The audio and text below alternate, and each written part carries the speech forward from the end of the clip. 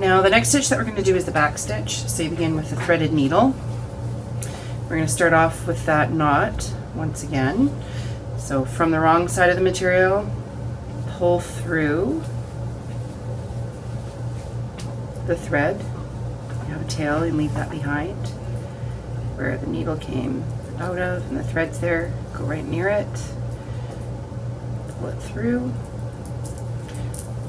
jump over to the other side of that tail. So we're creating our T.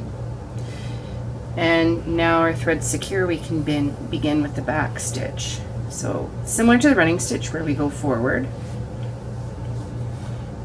and you pull it through. And instead of going through that way, take a look. That's where the stitch started. That's where it ended. I'm going to go back about halfway, put it through. I'm going to catch the thread, and I'm going to continue going forward now. And what that does is it actually creates a solid line. So this is where my stitch started, that's where it ended. I'm going to go back about halfway. I'm going to catch the embroidery thread on the front. I'm going to pull it. I'm going to move forward.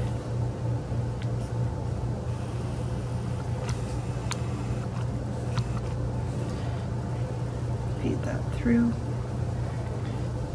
That's where it started, that's where it ended, about halfway. Put that in.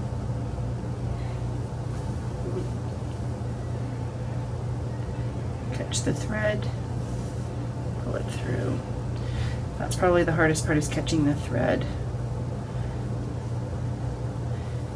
And go forward.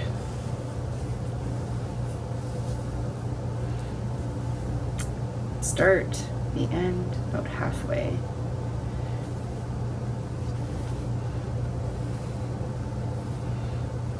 You catch it and you go forward.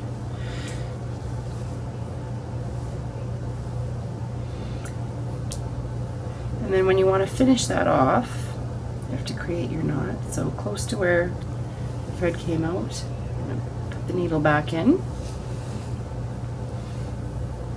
Leave a bit of a loop on the other side, go in close to where it came out of, and I need to make sure that the needle's going through that loop. And then when you pull it through, it creates that knot. Finish that off, and there you have your back stitch.